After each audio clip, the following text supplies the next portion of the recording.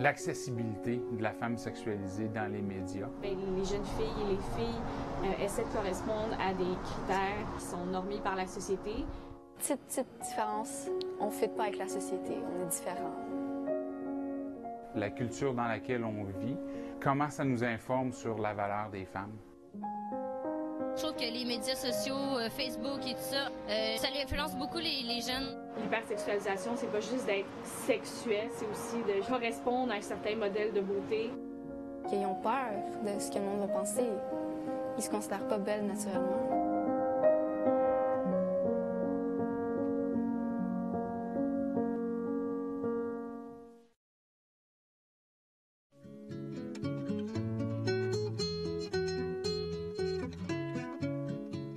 Je m'appelle Fanny Boisvert-Saint-Louis. J'écris en ce moment pour le blog Je suis féministe. Je suis aussi dans l'équipe.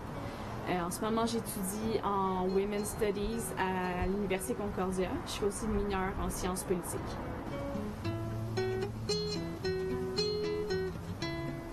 Je dirais que le fait que l'abondance d'images sexualisées et hypersexualisées, ça peut avoir un effet positif dans le sens que de plus en plus, il y a beaucoup de femmes. Ils n'ont pas l'air d'être exploitées, ils ont l'air de vraiment le faire parce qu'elles sentent le besoin de montrer leur corps, pas d'exploiter, mais de justement réapproprier leur corps et leur sexualité. Donc c'est sûr qu'on peut se demander qui là-dedans profite de ça. Mais là, on les construit en disant voici une vraie fille, voici un vrai gars. Ceux qui ne correspondent pas à ces deux catégories, ben, on les exclut. Mon nom, c'est Hagen Riglin. Je suis travailleur social pour le Conseil des écoles publiques de l'Est de l'Ontario. Puis je travaille à l'école secondaire publique de La Salle. L'accessibilité de la femme sexualisée dans les médias, que ce soit sur des pages individuelles, que ce soit des jeunes femmes qui se sexualisent puis qui présentent ces images-là sur leurs médias sociaux, ou que ce soit de la part des médias, des images contrôlées là, par des promotions ou des annonces publicitaires.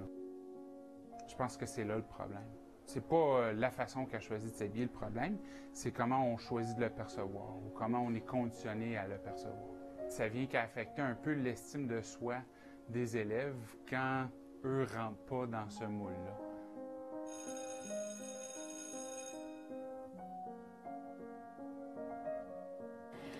Je m'appelle Jeanne Lasselle, j'ai 14 ans, je suis en 3e secondaire au Collège Nouvelle-Frontière.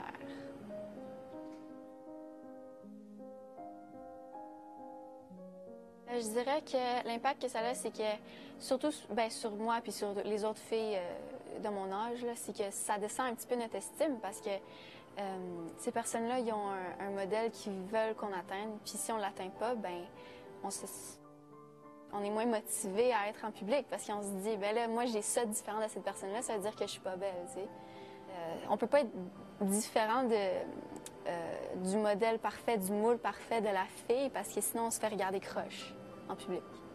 Aussi, quand on va magasiner, tous les modèles, c'est vraiment exagéré comment ils sont minces. Il y a beaucoup de Photoshop là-dedans, mais c'est pas tout de suite reconnaissable.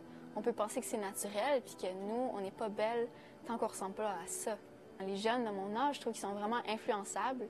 Puis je trouve que des images comme ça qui projettent, ben c'est vraiment facile, puis ça peut vraiment diminuer l'estime d'une fille, d'un gars aussi. Je pense que le monde réfléchisse davantage. Je pense que plus on s'en rend compte, plus on en parle. Plus on en parle, plus on est sensibilisé, puis plus on revendique un peu. Personnellement, je suis pas nécessairement pour censurer ou pour interdire des vidéos, des chansons, parce que je pense pas que ça va changer le problème de juste interdire puis essayer qu'on se mette des œillères, qu'on dise ben on l'interdit alors on ne le voit plus. Je pense qu'il faut changer les mentalités d'abord et avant tout.